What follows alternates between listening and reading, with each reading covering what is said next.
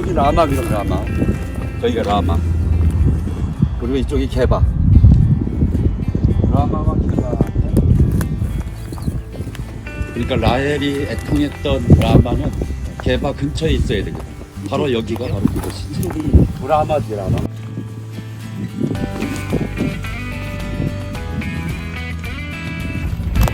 요 아래 좀 계곡이 있는데 여기가 그 나할 파랏, 그러니까 파랏강. 이게 내려가서 아스도 쪽으로 가고 유대광야를 통과해서 이제 내려가는 거예요. 와, 정말 기념비적인 장소에 또 왔네. 네? 좋네요. 그러니까 이렇게 이런 한가운데 돌무지처럼 버려진 이게 뭔지를 지금 잘 모르고 있는 거지. 이게 어떤 의미를 갖고 있는. 지금 사람들은 베들레헴 쪽에 있는 그 돔이 라헬의 무덤이라고 그렇게 지키고 기념하고 그렇게 하고 있는데 여기가 이제 라헬의 무덤이 좀 근거나 성경적인 그런 것이 있나요? 그러니까 예수님 탄생과 관련해서 가장 그 중요한 기록이 마태복음 2장에서 헤롯이 2살 이하의 아이들을 다 죽일 때 그것을 마태는 어떤 예레미야의 어떤 예언을 가지고 성취된 것이라고 말씀하셨잖아. 라헬의 통곡. 예레미야가 말했던 그 라헬의 애곡이 그 라마에서 슬퍼하는 소리가 들린다. 그랬을 때 라마가 바로 여기거든요. 여기. 라마.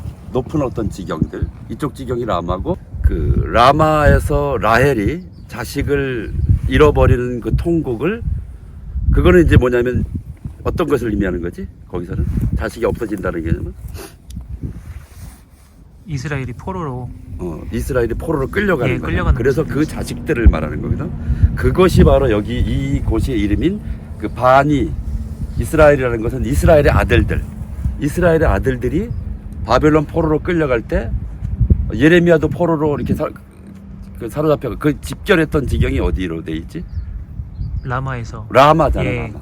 그러니까 바로 이곳이 뭐냐면 왜 중요하냐면 바벨론 포로로 끌려갈 때 집결지. 여기 이제 지도를 보면은 우리가 지금 있는 곳이 바로 요 묘비가 있는 곳이고 상당히 라마에서 가깝잖아요. 그리고 실제로 이곳을 이제 그 라헬의 무덤으로 보는 학자가 그 이제 그 유대인 군인한테 이제 한번 부탁을 해가지고 라마에서 소리를 지르게 했더니 여기까지 실제로 들린다고. 그 정도로 라마에서 통곡이 들릴 것에 대한 어떤 물리적 입증을 했구만. 네, 또 다른 거는 사무엘상 10장에 보면은 이제 사울이 그 왕이 되기 전에 사무엘을 찾아가잖아요. 그렇지. 그때 기름 붓기 위해서. 그때 사무엘이 있던 곳이 사무엘의 집이 라마에 있었다고 돼 있고, 그리고 이제 사울이 사무엘을 만난 다음에 보낼 때 뭐 이제 게바로 이제 가는 길 셀사. 네. 그 암나기 찾으러 가는 베냐민 그 경계라고 돼 있는데 그죠. 베냐민 경계로 거기에 네. 라헬의 묘비. 그 묘실. 묘실이 있는 곳에서 이제 만나게 되는 거죠. 그 나귀를 쳤고. 근데 그 경계라고 하는 그 말이 이제 개불인데 그게 사실은 그 지경이란 뜻이거든. 경계 지경. 그러니까 반드시 라헬의 무덤이 베냐민 지경의 셀사 근처에 있다라고 돼 있는 거잖아. 그러면 라헬의 무덤은 베냐민 지경에 있어야 되거든. 왜 그러지?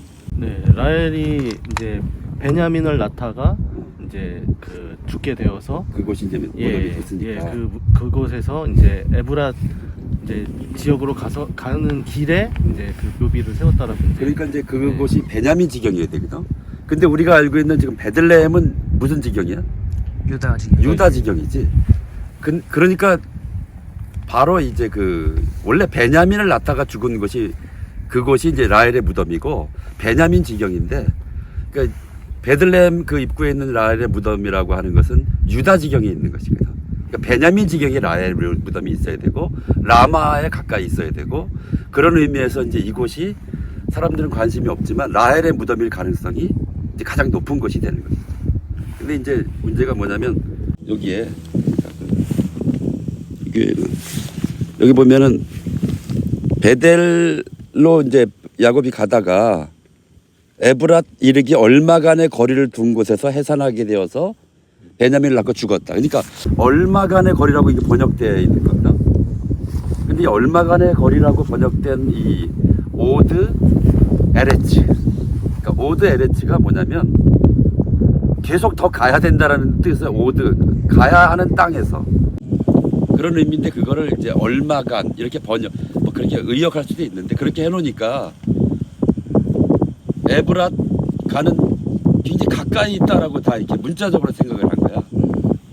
그러니까 그쪽 베들레헴 쪽이어야 된다라고 생각한 거지. 그러니까 저쪽에 예루살렘을 돌아서 산지이기 때문에 돌아서 베들레헴 에브랏을 가기 전에 이 라마 근처에서 베냐민을 낳게 된 거지.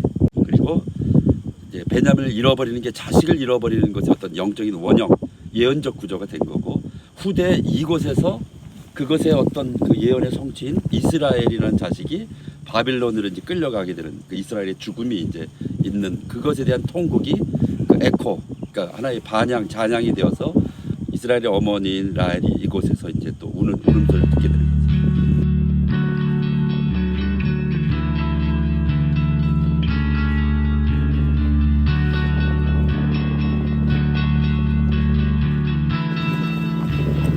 이게 요게 이제 나할이거든, 이스라엘. 어마어마한 그 강이 아니라 이 안에 원래 흐르는 저 큰 적이 있다는 거예요. 나할 파란. 굉장히 이렇게 조그만 개울 같지만 물도 없고 이게 굉장히 기념비적인 중요한 강이지. 이 파라탕과 연관돼서 우리가 예레미야의 예언에 나오는 게 있는데 뭐가 있을까? 13장인가? 13장. 예, 거기에 그렇지. 보면은 예레미야가 하나님의 예언을 받아서 상징 행위로 네. 그 가죽띠를 파라강에 묻는 그 장면이 나오는. 역시 신학대학원 나오신 분이 다르시네요. 다 신학대학원 나오셨지만 가죽 아니고 가죽띠가 아니라 배띠? 네. 신학 또 이제 잘 나와야 되는데 배옷을 그 배띠를 이제 묻으라고 했는데 나중에 그 바위에 이런 바위에 감춘 거지 보면. 바위가 많이 있네요. 네, 이런. 근데 거기가 이제 나중에 보니까 그게 썩어 있잖아. 그게 이제 이스라엘의 부패함을 말하는 것이다라고 하시고, 그래서 그 영광이 떠나고 이제 이방의 포로로 끌려가는 걸 예언하는 거지. 바로 이게 봐봐, 여기도 있고 저기도 있잖아. 이게 지금 이게 굉장히 컸던 거지 여기가. 네. 아 밑에도 하나가 있었구나. 여기 있잖아 여기. 네. 그 저 원래 도로 저기도 있고. 예, 도로 그 때문에 뭐 없앴다 그러던데. 그러니까 이게 이제 원래는 여기가 저 도로에 의해서 이게 뭐 분리되어 있어서 그런데 여기 굉장히 큰 지역이고, 이게 엄청난 숫자들이 뭐 제사장들, 대장장이들 다 끌려갔잖아, 장인들. 여기가 집결지인 거지 사실은. 근데 영적으로는 뭐 굉장히 중요한 것인데. 올드시티 앞에 가면은 유대인들이 죽은 사람들 기념할 때 돌을 올려놓잖아요. 그게 아마 비슷한 풍습이지 않을까 싶어요. 그 그렇지. 돌을 올려놓는다는 의미가 이제 영원함. 왜냐하면 뭐 식물이나 그런 것들은 썩는데 돌 같은 거는 이제 좀 되게 시간이 지나도 변하지 않는다는 그런 의미가 있는데, 아마 그런 기념으로 이 라헬의 무덤 그런 돌들, 엄청 큰 돌들을 많이 쌓아놓는 게 좀 전통이랑 연결되는 게 있지 않나 싶어요. 옛날에 이런 그게 이제 이정표거든, 이정표. 돌무덤을 쌓는 게. 그래서 그 야곱이 라헬의 무덤에 돌로 쌓았다고 돼 있는데 그게 이정표가 된 거거든. 근데 예레미야 31장 21절에 보면 이제 그 라헬의 그 통곡과 이스라엘의 이 자식들이 돌아오는 걸 예언하고 뭐라고 해요? 처녀 이스라엘아 너의 이정표를 세우고 편말을 만들고 큰 길 곧 내가 전에 가던 길을 마음에 두고 그리로 돌아오라, 이렇게 되는 거야. 그러니까 그 전에 가던 길이 여기잖아. 여기서 간 거잖아. 근데 거기에 이정표를 다시 세우고 그곳으로 돌아오라라는 것은 했을 때 그 보여지는 이정표는 이건 거지. 근데 여기 바로 옆에 파라강이 있는 거잖아. 그 에브라 저기 유프라테라고 원래는 돼 있죠. 유프라데라고 번역을 했지만 원문에는 나할 파라시지. 이게 이제 나할 파라시거든. 그거를 이제 그 유프라데라고 번역해서 사람들은 문자적으로 저 바벨론에 있는 유프라테스 강이라고 생각을 하는 거지. 근데 어떻게 보면 또 바벨론 포로로 끌려가는 것에 대한 계시니까 유프라테스 강이라고 해도 그러니까 이게 굉장히 무슨 은유적인 표현인 거지. 그러나 원문에는 이 파랏강을 말하는 거지. 이렇게 현장에 와야 이런 것들이 입체적으로 깨달아지는